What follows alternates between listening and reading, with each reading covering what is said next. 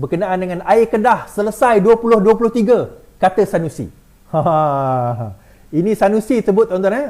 Ini Abah Sono saya sebut benda ni. Bukan Abah ini. Abah aspirasi. Baik. Sanusi unit pula. Sanusi Makno, Menteri Besar Kedah, Muhammad Sanusi Makno, Menteri Besar Kedah, menyatakan bahawa air Kedah akan selesai dalam tempoh pada tahun 2023. Dan perkara ini dinyatakan oleh beliau pada tahun 2020 sewaktu mengambil alih kuasa. Baik, saya baca. Masalah bekalan air Kedah dijangka selesai 2023. Dan berita ini adalah pada 17 Jun 2020 di dalam berita harian. Jangan tak tahu. Alostar.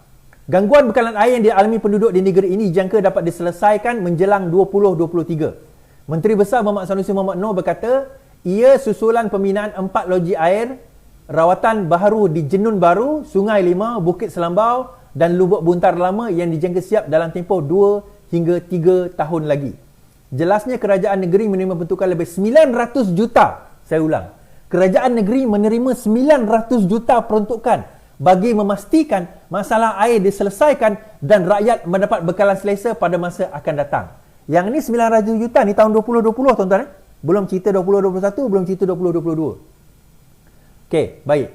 Now, persoalan yang timbul adalah, saya nak bawa tuan-tuan. Persoalan yang timbul adalah, kenapa tahun 2023 isu ini masih lagi tidak selesai? Ada yang kata pada saya, 2023 tak habis lagi Dia kata. Baiklah, tak kisahlah. Mungkin kita nak tunggu 2023 habis pun, benda ni takkan selesai tuan-tuan. Selagi mana apa? Kita kata selagi mana pengurusan itu sendiri, kita pun pelik lah. Kenapa pengurusan itu sendiri tidak berjaya nak mencapai objektif sebagaimana yang nak yang diperlukan, kita kata. Baik, saya bagi contoh. Berita yang disebut sendiri pada tahun 2023, saya bacakan. Bekalan air Kedah belum tahap krisis, Sanusi kata. Yang ini beliau kata pada 21 Mac 2023. Sedangkan pada tahun 2020, beliau mengatakan bahawa 2023 ni selesai masalah air. Tetapi 20 Mac dia kata belum tahap krisis. Ada masalah, maksudnya masih ada. Kemudian kita tengok satu berita lagi, masalah bekalan air di Kedah dijangka lebih serius pada 20 Mac 2023. Beberapa kawasan di daerah Kuala Muda, termasuk di Semeling dan Merbuk, mengalami gangguan bekalan air berikutan musim kemarau ketika ini. Kemudian pada 28 Februari 2023, SADA tak pernah henti cari solusi selesai masalah bekalan air. 2023 masih lagi cerita pasal solusi tuan-tuan. Masih lagi nak cerita pasal solusi, sedangkan dia kata boleh selesai. Beberapa kawasan di Langkawi alami gangguan bekalan air SADA. Ini berita pada bulan April 2023. Ini berita April 2023. Sedangkan beliau mengatakan masalah bekalan air Kedah dijangka selesai pada tahun 2023. Ini tahun 2020 dia cerita. Now, bila persoalan dia kenapa? Persoalannya kenapa? Okey, kita boleh katalah. Okey, dia kata, kemarau musim kemarau melanda dan sebagainya. Baik, kita terima musim kemarau itu ada. Tapi kita kena faham. Kedah tu ada dalam Malaysia. Kedah tu bukannya satu macam Indonesia kan. Kalimantan lain, Sulawesi lain, Jakarta lain. Kita nampak jauh kedudukan dia, kita faham. Tapi Kedah tu dalam Malaysia. Penyelesaian kepada isu ini sebenarnya salah satu je. Buang ego tu tuan-tuan. Itu yang pertama. Buang ego tu. Egonya apa? Egonya dia boleh cakap benda buruk dekat Pulau Pinang. Dia boleh cerita benda buruk tentang air kepada Pulau Pinang. Dia boleh cerita pula berkenaan dengan apa tuan-tuan? Kalau kita tengok, apa orang kata dia nak cukai ke, dia nak tax ke apa ke? Dia nak bagi minta bayaran dia Pulau Pinang sebab air daripada Kedah, dia kata. Poinnya adalah, saya nak bagi tahu Menteri Kedah, Besar Kedah lah. Kita bukan pulau. Kedah ni bukan satu pulau di mana sekelilingnya laut. Tak ada negeri lain. Di sekelilingnya ada Penang, ada Perak, ada Perlis. Bekerjasamalah. Ketepikanlah yang politik tu. Rendahkanlah ego anda dan bertanyalah kepada orang Pulau Pinang, kepada kerajaan Pulau Pinang, macam mana dia menyelesaikan masalah air. Itu belajar. Saya tak kata Pulau Pinang tu 100% boleh selesaikan, tetapi mungkin boleh kerjasama. Nanti tanya Perlis nanti, mungkin Perlis ni tak cukup air kan. Tapi at least kita boleh tanya Penang, kita boleh tanya Perak. Kenapa ada sikap sedemikian sehingga kita menggadaikan nasib rakyat kita sendiri? Dan saya nampak Sanusi sendiri sebenarnya dia tak berapa faham tentang, dan dia tak berapa cerdik. Kalau nak rematch klik je. Dia tak berapa cerdik dalam pengurusan Kedah itu sendiri as a whole. Dia cerita tentang air boleh selesai 2023. Kenapa dia terima 900 juta? 900 juta tak boleh selesai masalah air dalam masa sesingkat itu. Kalau saya jadi dia, saya tak kata selesai 2023. Itu gantung diri baik. Itu kenyataan gantung diri tu. Jadi nak selesaikan masalah itu sebenarnya akan ambil masa, kerjasama dan juga kena lihat alternatif. Saya bagi contoh juga macam dekat Kelantan lah. Isu Kelantan ni, air dia apa isunya tuan-tuan?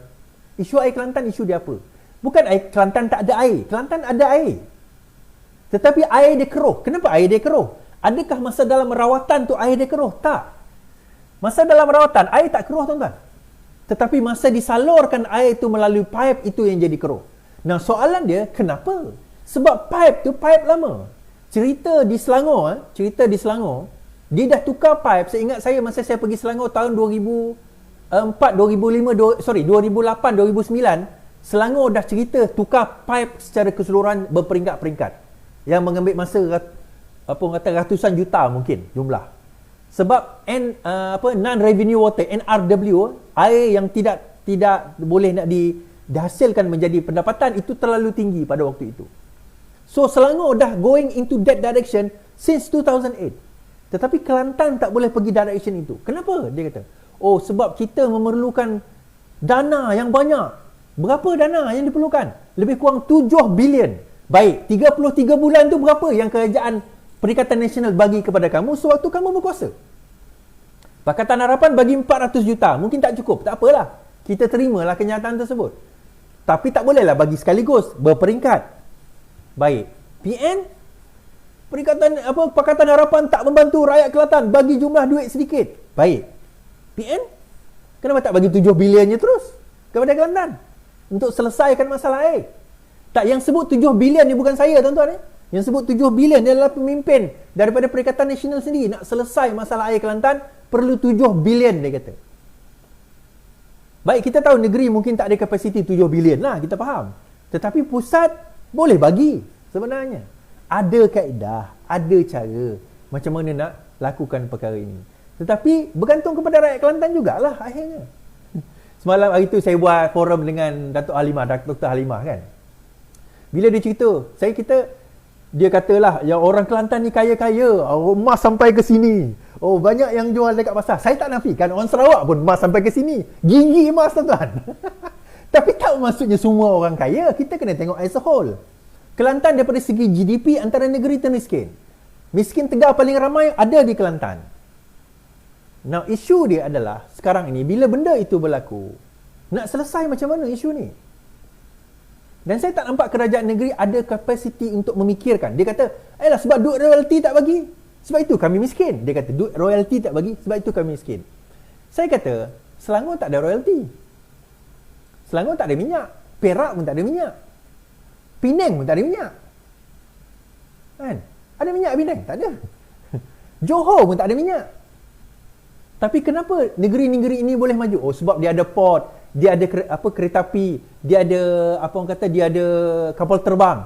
Exactly. That's my point. So you nak buat macam mana untuk memastikan Kelantan ni boleh maju? Saya tak nak ajar orang Kelantan dan pemimpin Kelantan macam mana nak buat. Tapi saya nak bagi tahu satu perkara.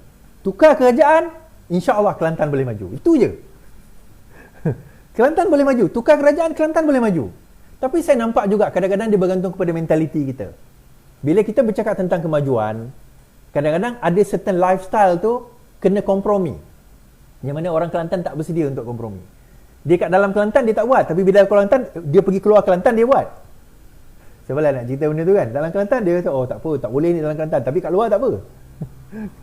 Tapi nak buat macam mana? Kadang-kadang dalam kemajuan itu kita kena kompromikan beberapa perkara, tapi tak adalah melanggar akidah benda tu. Cuma tak digemari. Kan orang PAS tahun ni, ingat tak tahun dengan semangat 46? PAS pernah keluar fatwa tau. wanita haram bertanding. PAS pernah keluar fatwa, wanita haram jadi pemimpin. Ingat tak? Sekarang fatwa tu dah bertukar. Tengok berapa ramai pimpinan PAS daripada wanita, termasuk Dr. Halimah sendiri. Kan? Daripada wanita. So benda tu boleh berubah sebenarnya. Dia bergantung kepada pendirian dan juga pegangan macam mana pemimpin itu sendiri. Saya tak nampak dia orang kreatif lah.